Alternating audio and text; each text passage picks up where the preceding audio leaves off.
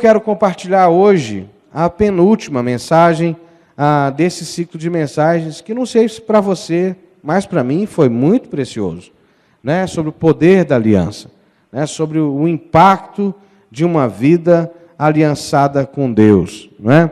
E os pilares dessa vida de aliança na presença de Deus. E hoje eu quero refletir um pouco nesse momento de dor e de angústia que Jesus atravessa, não é? E a palavra que Deus colocou no meu coração fala de uma fé que vence a angústia. Quem já experimentou a angústia aqui? Quem já experimentou algum nível de angústia aqui? Aliás, a angústia, eu vou aqui tirar a coisa do celular para eu poder, ele ficar direitinho aqui para eu poder falar sem problema. Pronto. A angústia é um problema do nosso tempo, é um problema da nossa época, não é? E muita gente, há muita ignorância a respeito disso, não é? Há muita ignorância a respeito disso. Há uma tendência de espiritualizar a angústia e colocar em duas contas, né? Na falta de fé, ou no diabo, no demônio, né? E fazer de quem enfrenta a angústia alguém pior do que outros. Isso é uma ignorância absurda, não é?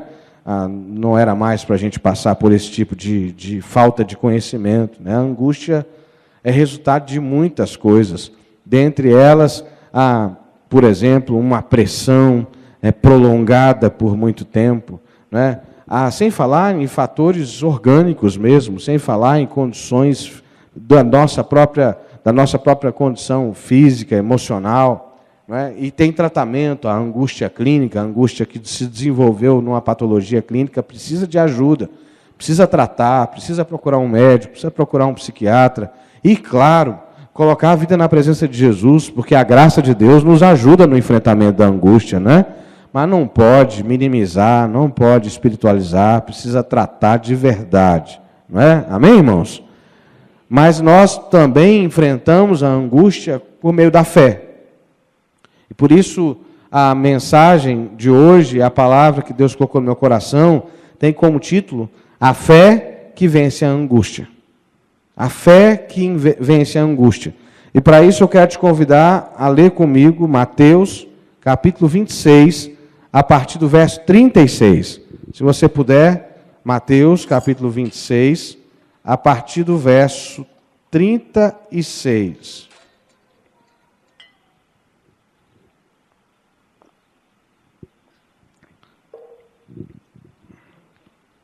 Mateus 26, 36, diz assim: em seguida, e aqui Jesus está às vésperas da sua crucificação, não é? Foi Jesus com eles a um lugar chamado Getsêmani e disse aos seus discípulos: assentai-vos aqui, enquanto eu vou ali orar. E levando consigo a Pedro e aos 2 filhos de Zebedeu, começou a entristecer-se e angustiar-se. Então lhes disse: a minha alma está profundamente triste até a morte. Ficai aqui e vigiai comigo. Adiantando-se um pouco, prostrou-se sobre o seu rosto, orando e dizendo: meu Pai, se possível, passa de mim esse cálice. Todavia, não seja como eu quero, e sim como tu queres. E voltando para os discípulos, achou-os dormindo, e disse a Pedro: então nem uma hora pudestes vigiar comigo? Vigiai e orai, para que não entreis em tentações.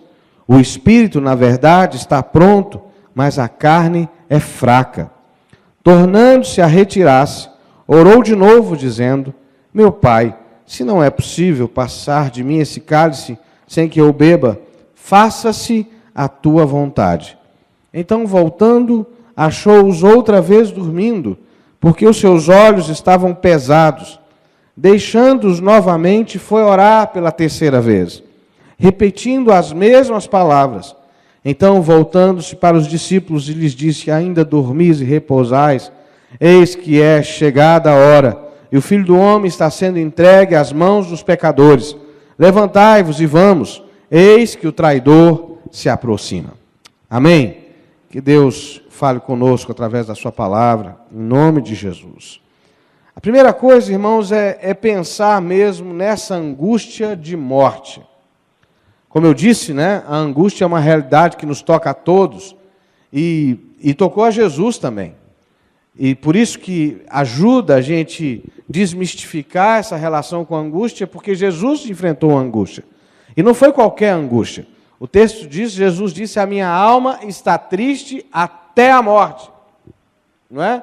A gente tem na narrativa do Evangelho aquela história que Jesus sai sangue pelos poros de Jesus, e essa é uma condição física derivada de um processo de muita angústia.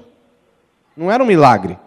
Não, era uma reação física do seu corpo, mesmo ele sendo Deus, mesmo ele estando profundamente conectado com Deus, a sua alma, a sua emoção, não é? O seu espírito estava pronto, mas a sua alma e a sua emoção e o seu físico sentiram a pressão daquele momento, não é? E sem pecado, sem necessariamente derrota, certo? Percebe?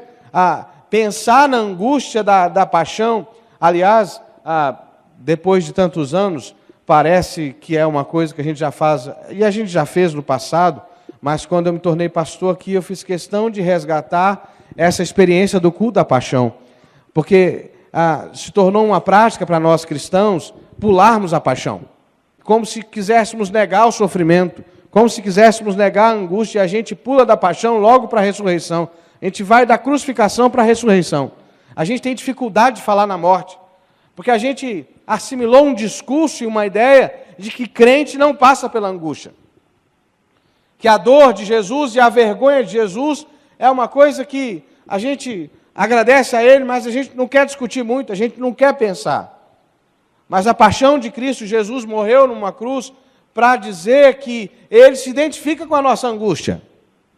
Que a angústia faz sim desse processo de vida que nós temos nessa terra.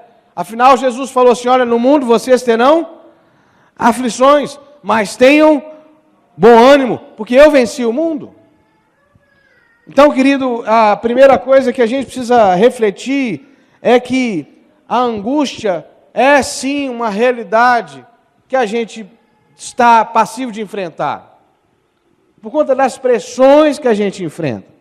E eu me ousei aqui, me dispus a especular um pouco, porque afinal o texto bíblico não me dá conteúdo para isso, quais são as razões da angústia de Jesus. Você já parou para pensar na angústia de Jesus? Porque talvez pensando na angústia de Jesus, a gente tenha coragem de pensar também na nossa. Mas uma das razões que angustiou Jesus tem a ver com a finitude que ele nunca tinha experimentado. Não é? Jesus é Deus Todo-Poderoso, que esvaziou-se da sua glória e assumiu a forma de homem.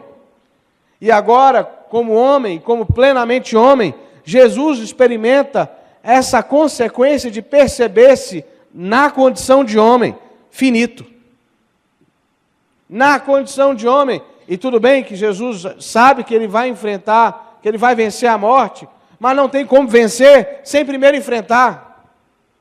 Então, de alguma maneira, como nós, Jesus lida com um senso de finitude que é estranho a Deus.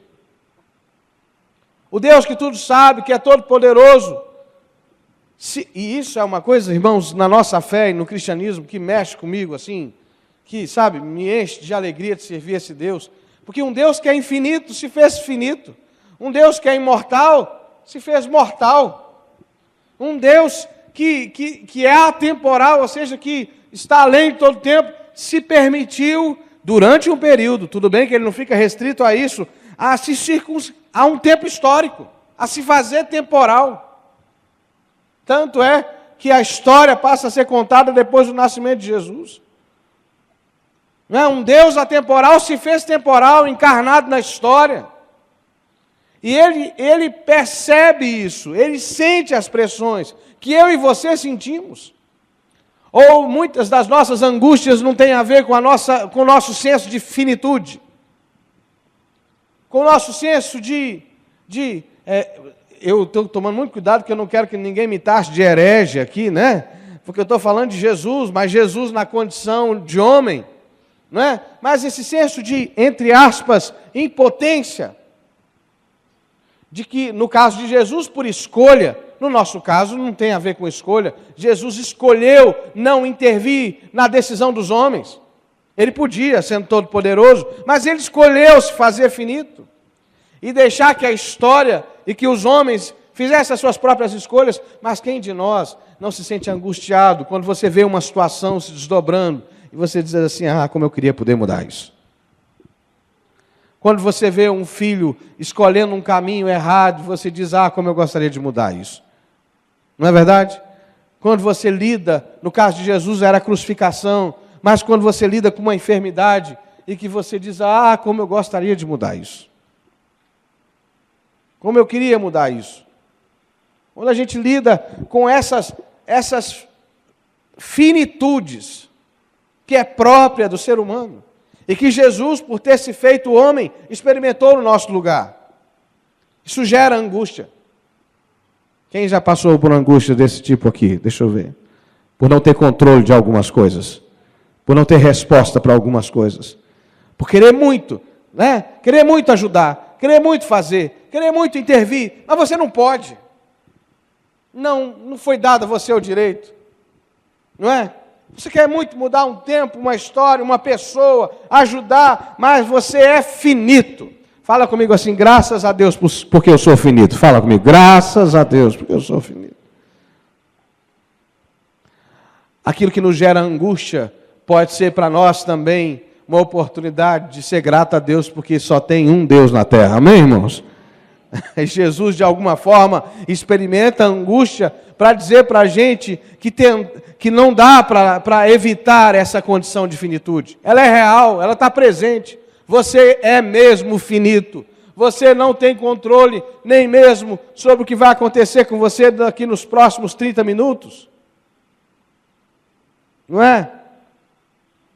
E a gente precisa aprender a lidar com isso. Lidar com o fato que ter uma saúde física muito bem arrumada não é garantia, por exemplo, que eu vou ter uma vida longa. De que estar doente também não é garantia que eu vou ter uma vida breve.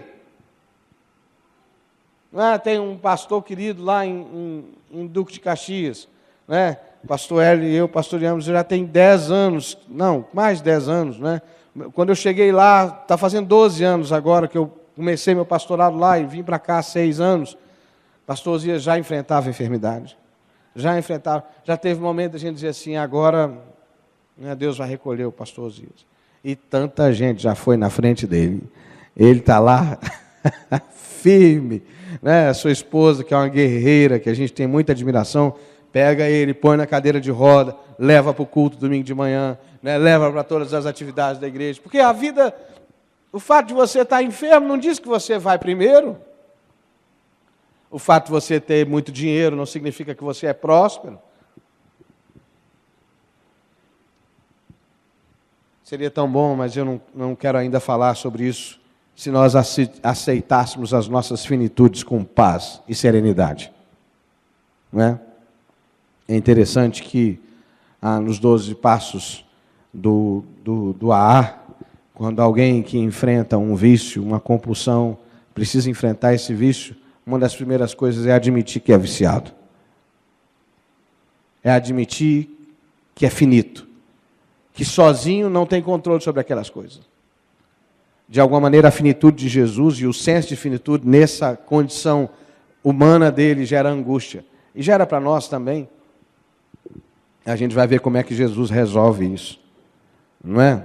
A segunda coisa é a angústia dos afetos. Ou você acha que Jesus não sentiu a dor da traição de Judas, que caminhou com ele durante todo o período e de alguma maneira foi alçado para um lugar de confiança? Porque Judas era tesoureiro, não é? E normalmente a tesouraria é entregue a alguém que a gente confia.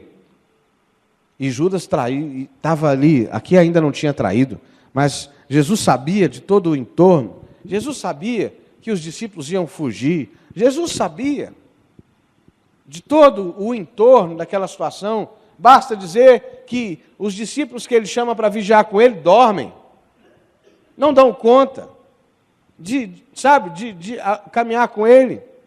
Nós sofremos angústia por conta dos nossos afetos, mas tem alguém aqui que abriria a mão dos seus afetos para não ter angústia? Hein? Então fala com o teu irmão assim, vem junto no pacote, fala para ele. Vem junto no pacote, não é? Quem não quer ter angústia com quem ama, não podia nascer, não é verdade? Porque quem ama naturalmente vai se angustiar por amor, ou não? Né? Eu já vi tantas mães, e eu me coloco junto com elas como pai, que diz assim, eu amo tanto meu filho que dói. Já disseram isso? Não? Já? Meu Deus, não é? Os afetos provocam dor, né? Mas ai de nós sem os nossos afetos, não é?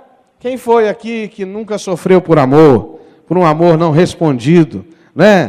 Por um amor que não deu certo, mas graças a Deus depois Deus levantou um amor que deu certo para você, não é verdade? E mesmo esse amor que deu certo não é sem sofrimento, não é verdade? Não é sem sofrimento. Quem aqui nunca sofreu por uma saudade de um pai, de uma mãe, não é? Da perda do pai, da mãe? Hein? Quem aqui não se dá conta de tempos que já foram e você lembra com saudade desses tempos? Mas me responda, seria melhor não tê-los vividos para não ter angústia? Hein? Então está tudo bem com a angústia pelos afetos, na verdade?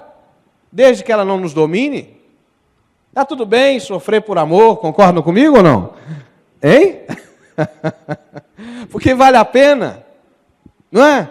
Eu não, assim, raríssimas vezes, né?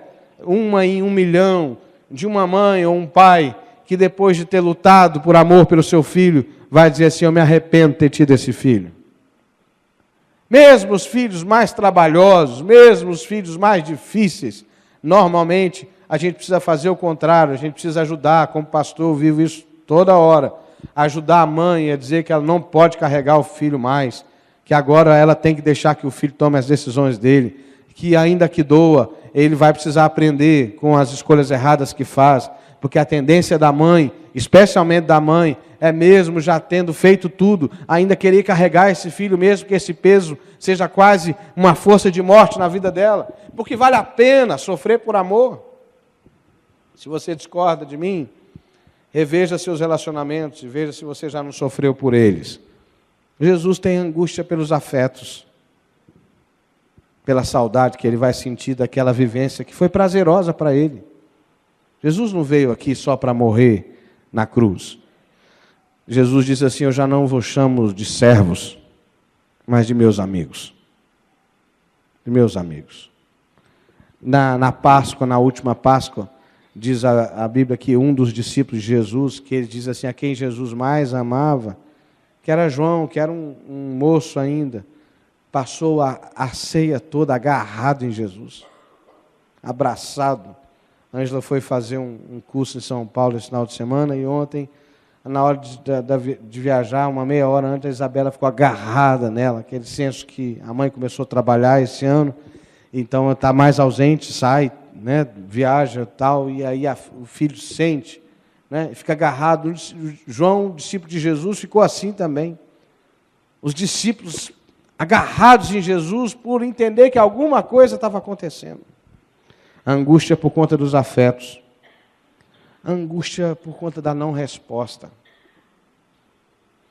A Bíblia diz que nesse intervalo mesmo, quando Jesus chegava para Jerusalém, Jesus disse assim, Jerusalém, Jerusalém, Jerusalém que mata os profetas. Quantas vezes eu quis te ajuntar debaixo das minhas asas e você não quis. E o texto diz que Jesus chora por Jerusalém. Quem aqui nunca se angustiou por conta de uma resposta que não vem? Você investe na vida de alguém, você investe na vida da pessoa e o retorno que ela te dá é mínimo, é pífio. Jesus gastou 3 anos aqui, vivendo nessa terra, impactou a vida de muita gente, mas as lideranças de Israel não reconheceram. Jesus disse: Jerusalém, você não reconheceu a oportunidade da visitação. Você imagina? Deus, ao longo de séculos, nutriu essa expectativa da vinda do Messias. Deus não formou Israel para isso. Era para Israel reconhecer o Messias, mas Israel não reconhece. Alguém aqui já sofreu por falta de reconhecimento? Já? Já? Você ficou esperando que reconhecesse o seu trabalho, o seu valor? Não é? Aquela coisa do aniversário, você diz assim: vou ver quem vai me ligar. Né? Vou ficar quietinho para ver se lembram de mim. Não é verdade? É. Especialmente no jogo aí dos casais, né? Tem gente que comemora aniversário de namoro, de casamento, né? Eu quero recomendar ficar com uma data só, porque já para os homens é um desafio, não é verdade? Mas aquela lembrança do aniversário de casamento e tal, que será que ele vai lembrar, né? Do presente certo, né? As mulheres que jogam assim dicas do presente, mas é sempre um enigma, parecido àquele da Caverna do Dragão, lembra?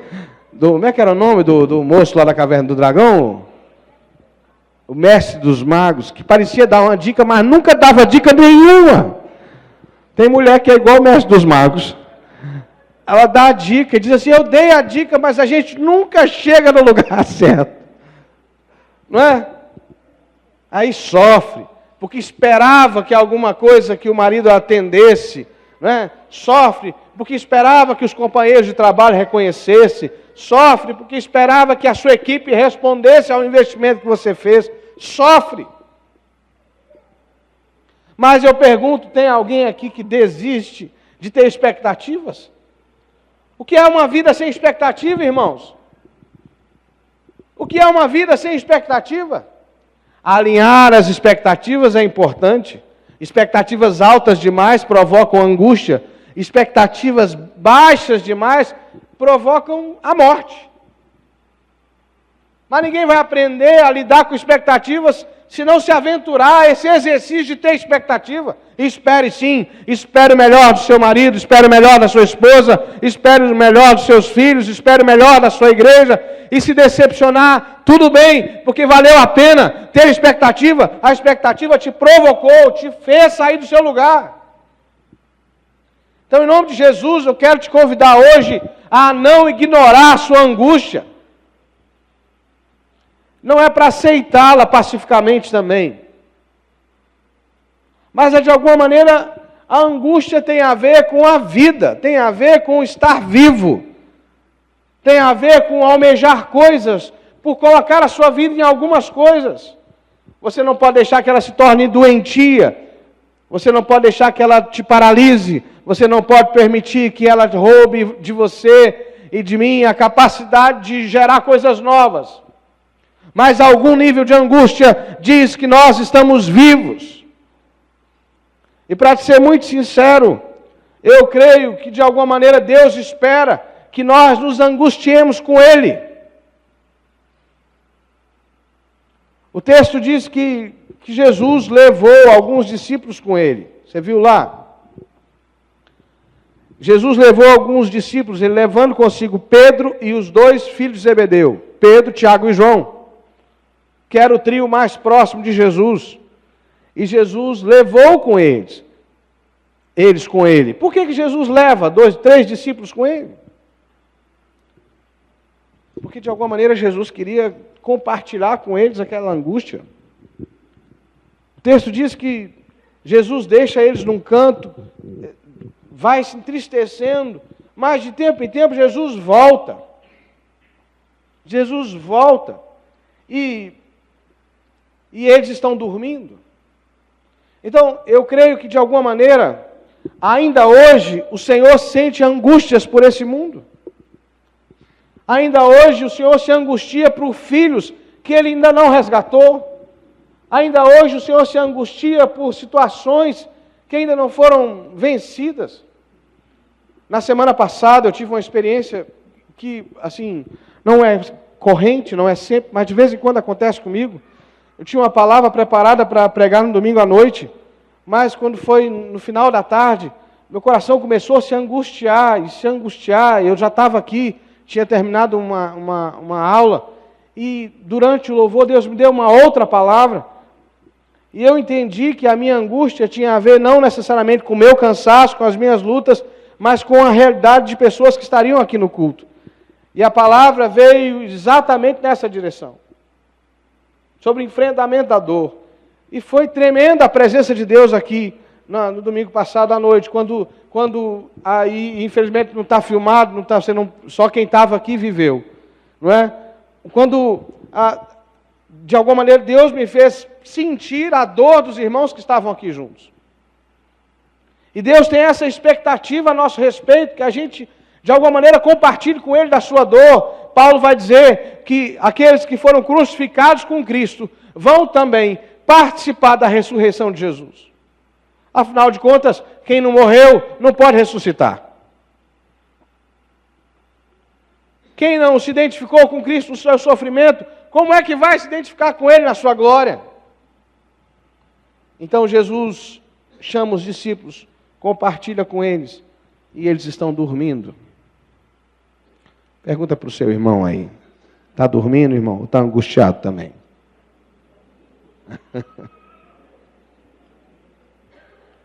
Porque o sono aqui era uma forma de defesa, sabe? Sabe quando você vai num velório, e você vai dizer assim, poxa pastor, o tema do culto hoje está tão assim, é paixão de Cristo, a gente tem que pensar na dor e na morte, né? Sabe quando você vai num velório, e tem alguém que visivelmente está negando a morte? Já viu isso? A pessoa parece estar anestesiada, ela está apática, ela não consegue nem sentir dor, nem raiva, nem tristeza, nem alegria, ela está apática. Essa era a condição dos discípulos. Foram tomados pelo sono, a pressão era tão grande, que eles não conseguiam compartilhar da dor de Jesus. Sabe, irmãos, Deus quer fazer de nós e nos envolver nesse ambiente onde nós percebemos as suas angústias, onde nós percebemos a sua dor, para que posteriormente a gente possa se identificar também com a sua vitória. Ainda hoje, né, o Senhor chama discípulos que sintam com Ele a sua dor. Pastor Elias contou a história de uma mãe aqui, na quarta-feira ele contou essa história, de uma mãe que enviou o seu filho para ser missionário num determinado lugar. E quando o moço desembarcou na praia, o dono, o chefe da tribo, traçou uma linha e disse para ele, se você passar essa linha, você vai ser morto. E aí ele diz, mas eu vim aqui porque a igreja me mandou, minha mãe me mandou, orou por mim, e eu não posso decepcionar quem me enviou. E atravessa a linha e morre. E aí a notícia chega lá na cidade natal do moço, e tem um outro preparo, um outro arranjo para o envio missionário, e muitos se candidatam, mas quem é selecionado é o irmão desse moço, de uma família de 3 irmãos. E ele vai, se candidata, a mãe abençoa, a igreja abençoa, e ele chega lá, o mesmo enredo, a mesma história. O chefe da tribo, se você passar da linha, você vai ser morto, não ultrapasse a linha. E aí ele diz, eu não posso negar a quem me enviou, minha mãe, minha igreja, as pessoas que me mandaram até aqui, e ultrapassa a linha e é morto na beira da praia. E de novo chega a notícia na igreja e as pessoas se mobilizam, se organizam, porque não sei se você sabe, mas a igreja foi plantada em muitos lugares com sangue de mártires, de pessoas de ainda hoje, de pessoas que são mortas por Jesus. E de novo, uma terceira pessoa foi selecionada e de todos se candidataram. Era o terceiro irmão daquela família de 3 irmãos, 2 já tinham sido mortos. E esse terceiro irmão chega lá, o mesmo enredo, a mesma história. Se você atravessar a linha, você vai ser morto. E ele, de novo, eu não posso voltar as costas para quem me enviou, para minha mãe e tal. E ele é morto. E os 3 filhos daquela mulher são mortos. E me impactou muito o pastor Elias contando que o pastor foi visitar a irmã e aquela irmã estava chorosa, não é, triste, e o pastor diz, olha, irmã, a gente entende naturalmente que a senhora esteja triste, porque a senhora perdeu 3 filhos, né? E ela diz para o pastor, e eu estou falando de maneira muito resumida, eu não estou triste, pastor, porque meus 3 filhos morreram, porque eles estão com Jesus. Eu estou triste por não ter mais filhos para enviar. Estou triste por não ter mais filhos para enviar. Entende? Eu fico me perguntando, que cristianismo é esse que às vezes nós cultivamos, que não é cristocêntrico? E me permita um neologismo aqui, que é umbigocêntrico.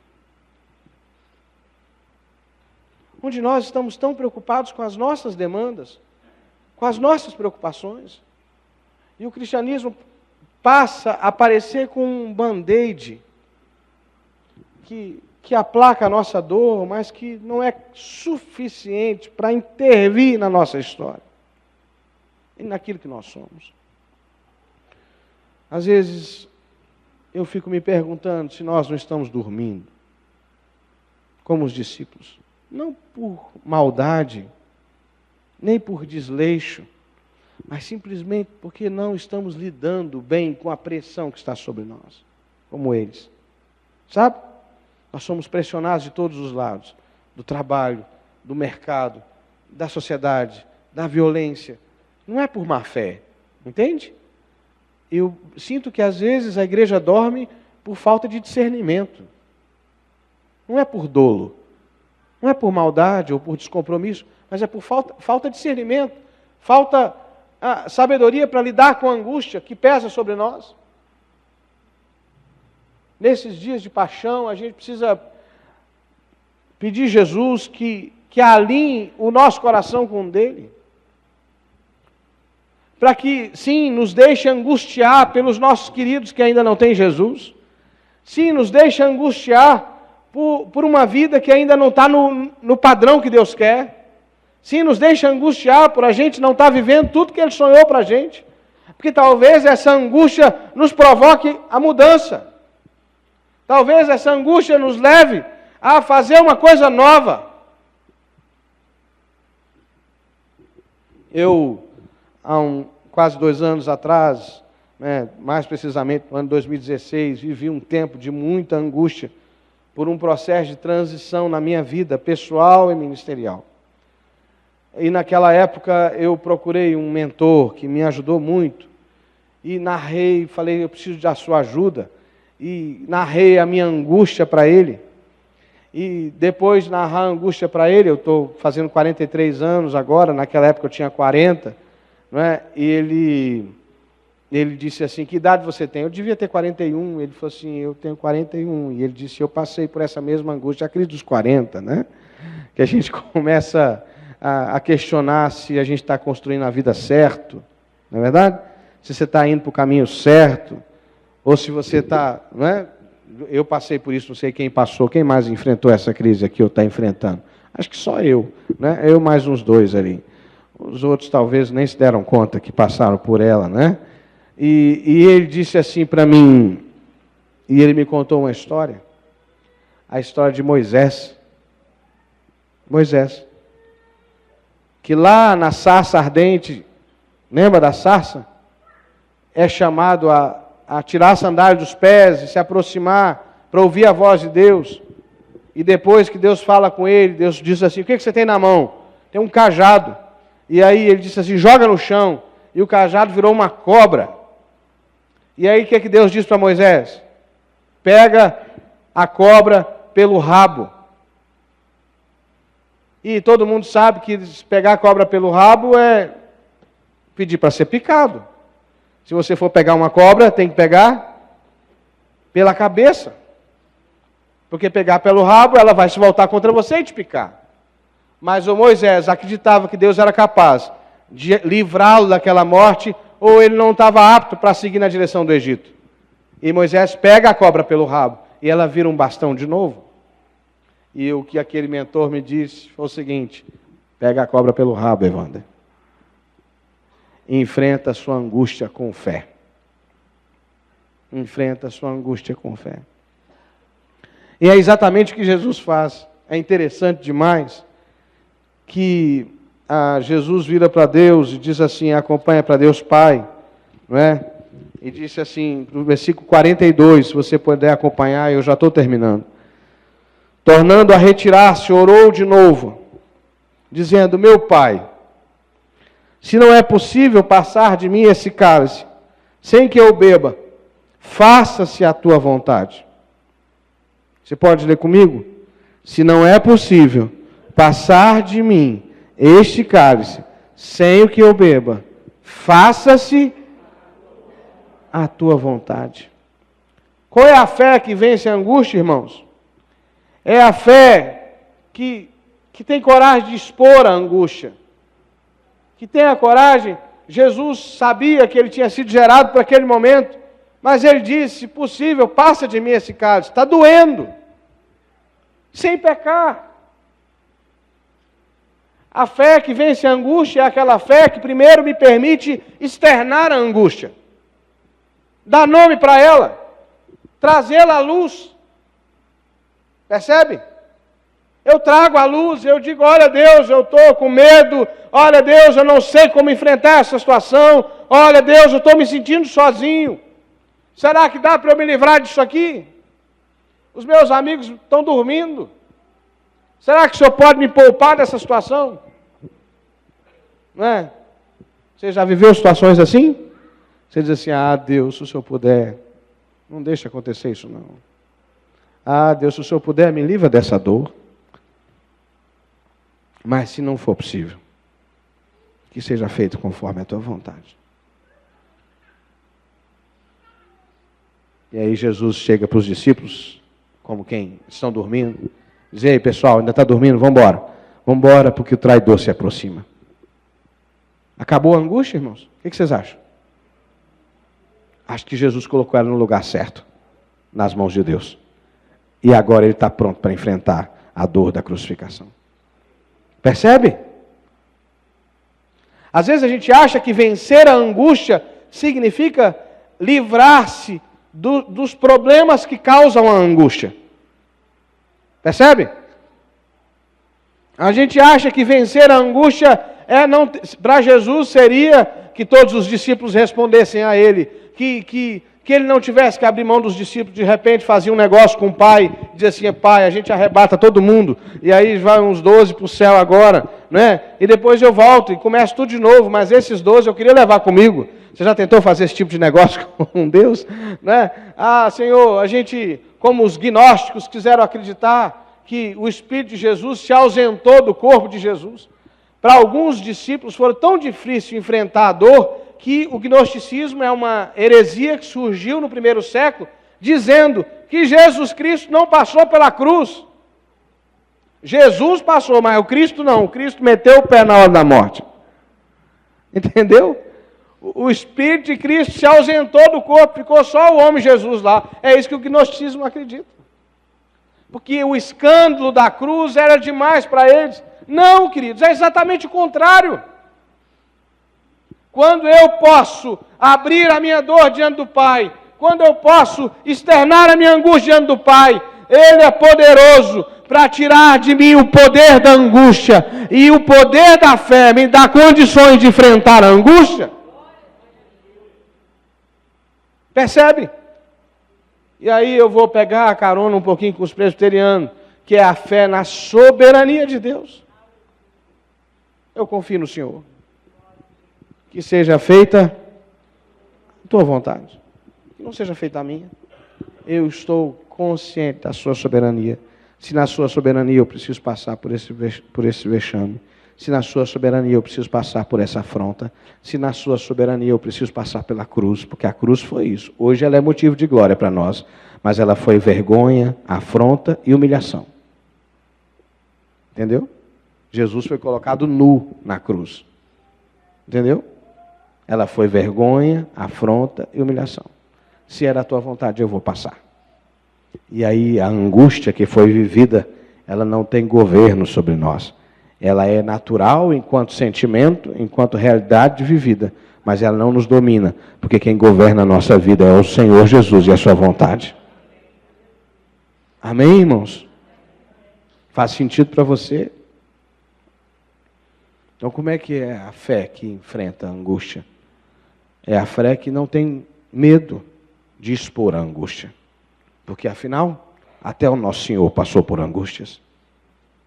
Esconder a tua angústia para fazer-se forte é negar a você mesmo a capacidade de vencê-la. Entendeu? Então, traga a sua angústia ao altar. Traga a sua angústia à presença de Deus. Traga a sua angústia aos seus amigos, mesmo que eles não deem conta. Jesus faz isso.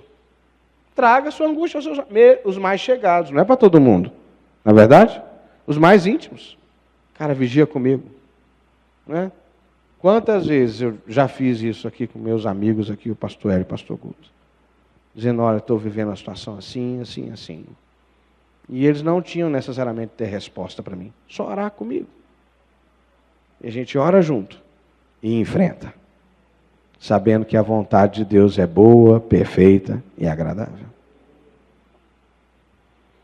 Jesus, Deus Pai, não poupou o Filho da cruz, mas não deixou que a cruz fosse maior do que a sua graça. Amém?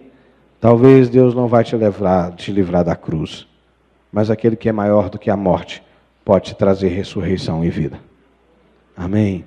Eu quero te convidar a ficar em pé. E nós vamos orar. O Ministério do Louvor pode ajudar a gente aqui.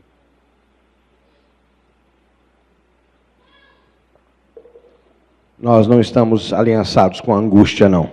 Nós estamos aliançados com a morte de Jesus.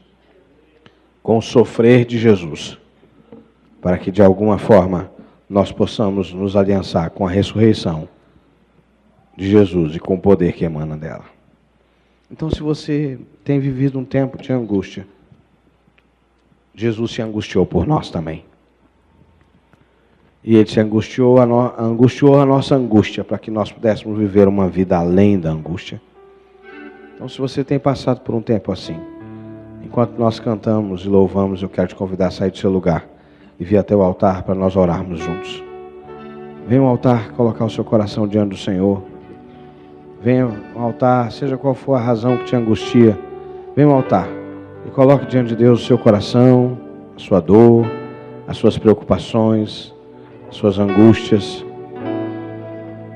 Pode vir, querido, venha. E se tem um querido seu vindo ao altar, venha se colocar junto dele. Se coloque junto desse querido seu que está aqui. Aos pés da cruz me encontrei, e o que tenho te entrego, ó Deus.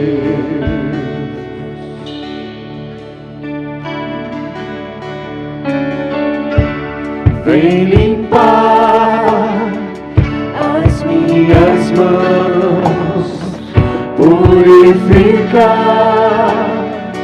meu coração, que eu ande em tudo que tu tens pra mim.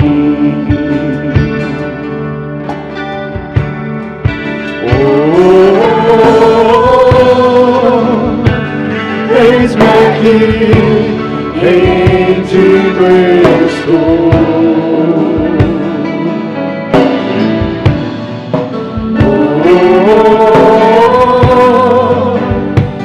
Eu sou teu e tu és meu.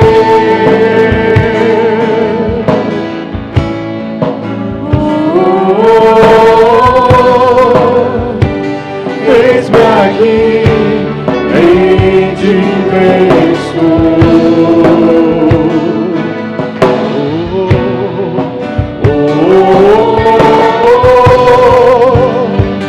Eu sou teu e tu és meu.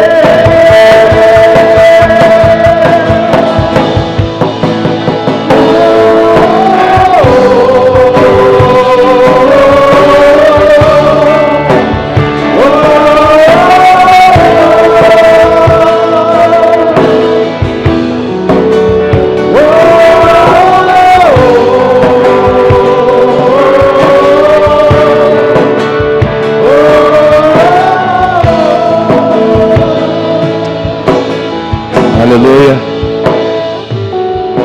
Jesus, nós nos colocamos na Tua presença nessa manhã, Jesus. Quero colocar cada um dos Teus filhos, Senhor, das Tuas filhas nesse altar, na Tua presença, Jesus. Muitas vezes, Senhor, nós não temos as respostas que precisamos. Muitas vezes nós não conseguimos compreender, Senhor, alguns momentos, ou muitos deles, pelos quais passamos. Assim como Jesus naquele momento, Pai, Ele orou angustiado, dizendo se fosse possível que este momento de dor fosse passado, fosse pulado. Muitas vezes nós não temos controle, nós não temos as respostas que precisamos. Muitas vezes oramos, mas muitas vezes não ouvimos nada. Não porque o Senhor está parado, não porque o Senhor perdeu o controle de alguma coisa, mas por muitas vezes nós não conseguimos discernir, enxergar, nós não conseguimos ver. Mas nós queremos nessa manhã nos apegar à palavra que Jesus liberou naquele monte. Depois dessa oração angustiante, Ele diz: faça-se a tua vontade. Então, Pai, em nome de Jesus, quando não conseguimos ouvir, quando não conseguimos entender, quando não conseguimos ver o que o Senhor está projetando, Pai, que essa oração, ela alcance o nosso coração. Faça-se a tua vontade. Pai, a tua vontade que é boa, perfeita e agradável, alcance o coração dos teus filhos nesse altar. Alcance cada angústia nesse altar, Senhor, em nome de Jesus, porque a Tua vontade nos ajuda a enfrentar qualquer momento. A Tua vontade, Senhor, ela não é algo que nós precisamos entender, mas é algo que precisamos aceitar e crer, Jesus. Então, nessa manhã, Pai, em nome de Jesus, nós fazemos a oração que Jesus fez. Faça-se a Tua vontade. Nós confiamos na Tua vontade, nós confiamos no Teu plano, nós confiamos, ó Deus, naquilo que o Senhor planejou, no Teu propósito, ainda em dor, ainda em angústia, ainda em aflição, nós confiamos na Tua vontade. Então, Senhor, a Tua vontade, ela é perfeita, a Tua vontade, ela é boa, a Tua vontade, Senhor, ela é confortante, a Tua vontade, ela é transformadora, a Tua vontade é renovadora. Então, Pai, nessa manhã, visita, Senhor, cada coração nesse altar com a Tua vontade. Senhor, visita cada coração nessa manhã com a Tua paz. Ministra, Senhor, em cada coração aqui nessa manhã, ó Pai, que o Senhor está no controle, que a Tua vontade é boa, que o Senhor não perdeu o controle. Ministra, Senhor, cada coração aqui nessa manhã, ó Deus, que o Senhor, ó Pai, é aquele que conduz as nossas vidas e que a Tua vontade nos alcance nessa manhã. Ministra, Senhor, ao coração nessa manhã dos Teus filhos a Tua paz. A paz que não nos livra do sofrimento, mas que traz alívio, segurança em meio ao sofrimento. A segurança de saber que nós temos um Deus que está no controle de todas as coisas. Essa paz seja ministrada ao coração dos Teus filhos nessa manhã. E que haja descanso em meio à angústia. Que haja paz em meio à angústia. Que haja, Senhor, discernimento em meio à angústia. Que a Tua paz visite cada coração aqui nessa manhã, Jesus. Nós não pedimos que nos tire do mundo, mas nos afaste do mal. Nos proteja, Jesus. Nos dê tudo o que precisamos, Pai, para enfrentarmos todo momento da nossa vida. É isso que nós pedimos nessa manhã. Em nome de Jesus. Amém.